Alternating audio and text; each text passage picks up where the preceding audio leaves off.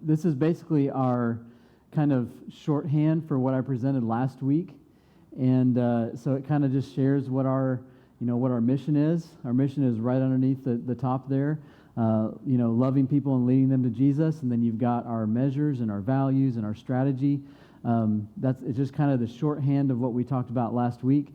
And again, I really want to encourage you, if you missed last week, make sure you get on our YouTube channel and watch the message, or get on Facebook and watch the message there. And if you can't do that, come up here to the church building this week. I'll be here until Wednesday about noonish, and just let me know, and I'll set it up, and you can watch it in here on our screen in here if you can't figure out how to do it at home. But it's really important as we do these messages. We're going to be everything builds off of what we talked about last week. Now, the rest of the training that we're going to be going through, it doesn't necessarily build off of each other, but the message that we had last week, everything builds off of that. And so I'm actually going to be doing something that I'm calling Pizza with the Preacher, and I don't have a date for that yet, but it's actually going to be an opportunity for, if you don't understand what's going on, you have questions, and it's going to be Sunday nights, and we're just going to meet in here, and if I'll have a sign-up sheet on the Sunday that we're doing it, and you can actually come and we'll eat some pizza, or if you don't want to eat pizza, you can bring your own food, whatever. And but it'll be an opportunity just to sit down and you can ask questions, and we can try to help everybody understand, because I've been living and breathing this for the last 2 years. We've been when we really they brought me back to this church to relaunch and replant, because when I arrived back here, we had about 20 people. We were almost dead. We had very few young families. Everything was gone in a sense. And on top of that, we were in the middle of COVID.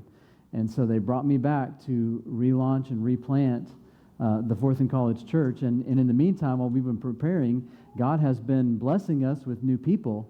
But you're like, well, why don't we just keep doing what we're doing? And the reason is because we have a bigger vision than that. We've been growing about 10 to 15 people a year. And sure, that's really good for a small town in Cordell, but our goal is to get to a place where we as a church are self-sustaining, so that we can be a church of significance, not only in our community, but even in the surrounding communities. That's the dream, that's the goal.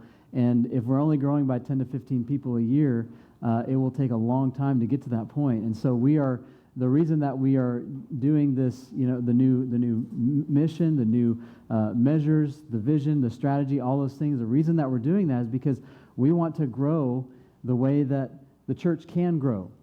The church does not have to grow just a few at a time.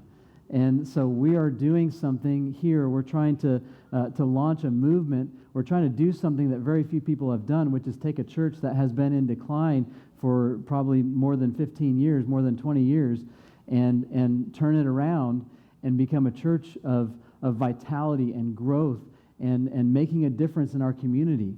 And that's really what we're trying to do.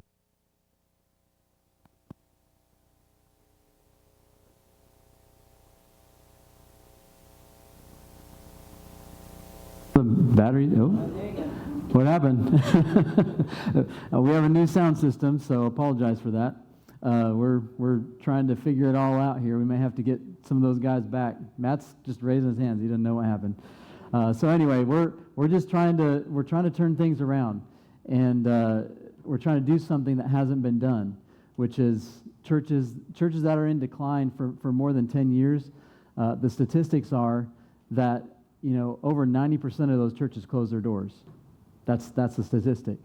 And we're doing something different. We're doing something kind of drastic. And so I understand that, it's all different. And you're like, I don't like the tables, and I don't, and maybe you don't like the way we're setting things up. But this is the only time that we can get everybody here to do the training. And we're trying to turn this around in a sense, in that the goal is that this is no longer a church where you can just show up and worship. That's not what being a disciple of Jesus is. That's not it.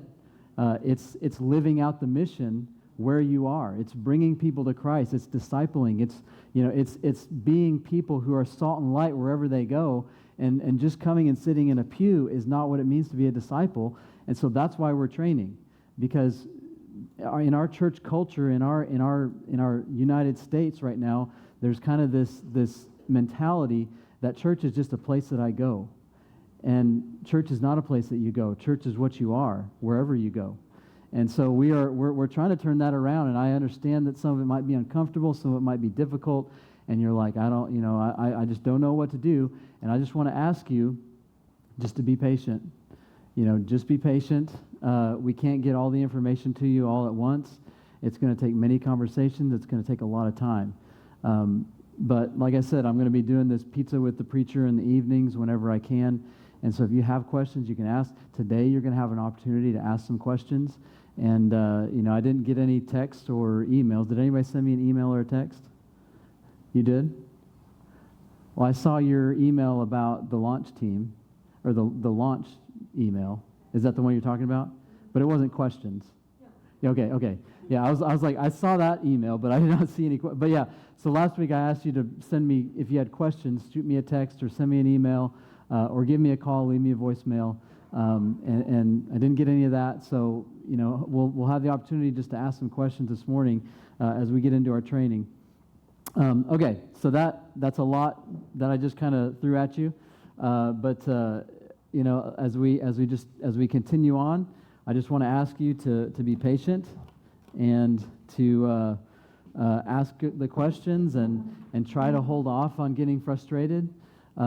Just try to have an open mind. I know it's different than church you've done in a long time, but I really do believe that when you see what we are trying to become and what we are trying to do, it's more in line with the vision that Christ had for his church. I think to those words that Christ spoke in Acts chapter 1, where he sent his disciples. He said, "I want you to start in Jerusalem, and I want you to spread it out to Judea, and then I want you to take it to Samaria, and then I want you to take it to the ends of the earth. I want you to take the message of Christ out."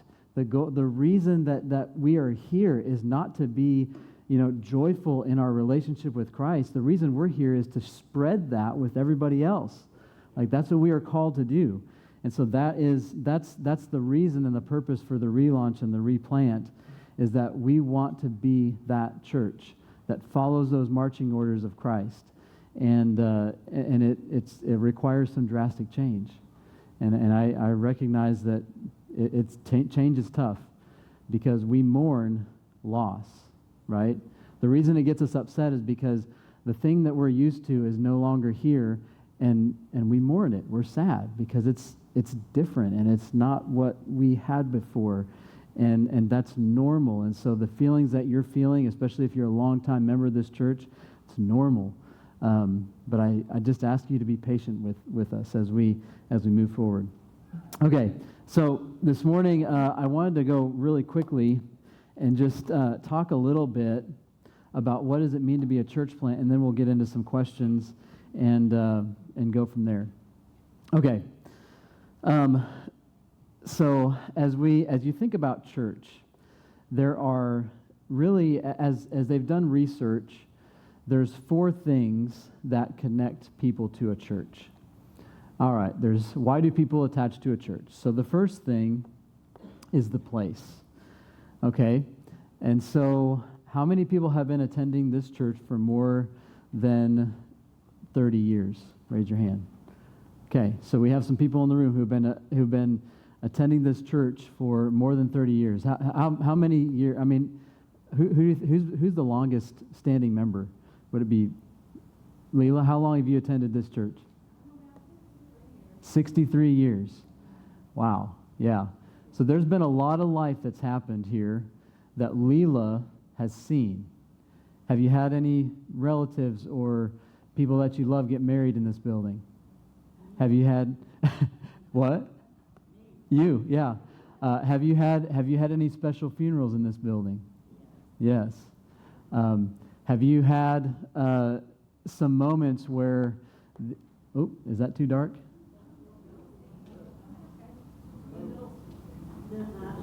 The what now? Oh, can you get the hanging lights on, Richard? Okay. Okay. And so we have this connection, this attachment to a place because all these special things have happened. Maybe you've invested in things that have happened in this building. Maybe you have come here and you feel comfortable.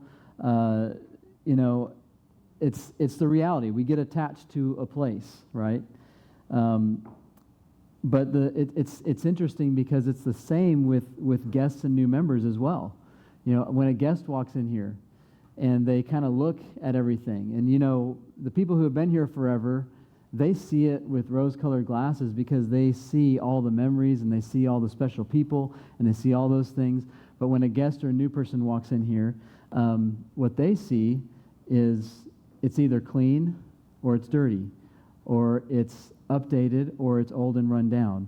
And so they are actually attached, and they become attached to or they are repelled from a place because of the way it looks, right? That's just kind of normal.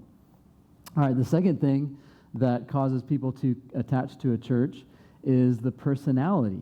And what I mean by personality is I just mean simply that it has to do a lot of times with the personality of the person who's sitting here up front, or not sitting, in most cases actually standing. But maybe the leader is a good communicator, and maybe you started coming here because, man, that guy could really preach a good sermon, and he has wisdom or compassion, and he's walked alongside me during these difficult times. He came and visited me in the hospital, whatever. And to many people, the leader is the church. You get connected to the leader. The third thing that often connects people to a church is the programs. Okay, so, back in the day, we had Sunday school, adult and children's Bible classes. We had Sunday night service. We had youth ministry and adult classes on Wednesday. We've tried many different programs over the years, and those programs often make people feel good because, hey, I get to go into this Bible class, and or I have this small group and I really like it, and all these things. So programs often attach people to a church. And finally, the people. So your friends at church, the chats that you have in the foyer, or the meals that you share after church. I remember Barbara and Richard used to be part of a group that would go down to Starvin' Marvin's down here on the square, and every Sunday night, pretty much, right? Just about every Sunday night they'd go down. It was one of the only restaurants that was open on Sunday, and now we don't have many of those in Cordell. It's kind of sad.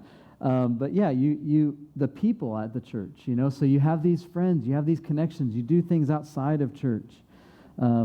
Sometimes you are connected to mentors or close peers who have walked alongside you during difficult times. And so all these things are reasons that people attach to a church. But the thing about these four reasons, the four most common reasons that people attach to a church, is that these things change. All of these things change. And in fact, all of these things need to change because sometimes the facility gets run down, and so the facility needs to be updated. Sometimes the leader changes. Sometimes he retires, or sometimes he gets a job somewhere else, or sometimes he has a moral failure, or dies. You just never know what could happen, right? And in actuality, it's actually healthy for leaders to pass the torch to the next person. The programs, they have to change, because if you look around, like the reason that we have programs is to meet needs of people. And when those programs are no longer effective, when they're no longer meeting the needs of people, when they're no longer doing what they were intended to do, they need to be stopped and they need to be changed. People change. People pass on. People move away. New people show up. Like, all of these things change. And so when you think about those things, then it's actually really natural for what happens in the United States, which is that people church hop. Church people go from one church to the next because they don't like the new place, or they don't like the new personality, or they don't like the new programs, or they don't like the people. And again, that's not what it means to be a Christian. That is not what it means to follow Jesus. That's actually, you're acting like a consumer. And you're acting like the church is just a product that you get to eat and enjoy. And when you don't enjoy it anymore, then you move on. Now, that's not as easy in Cordell because we don't have the church options that you have in like Oklahoma City. So, in Cordell, that's not as easy. But the reality is that that's the way we've often looked at church. And so I want to introduce an idea to you that I believe is actually a much more biblical concept and a way to look at the church. And it's called the two-room concept.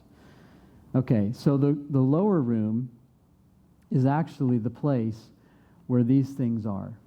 So think of a two-story house, and I think I have a picture of it on your bulletin if you want to look at your bulletin.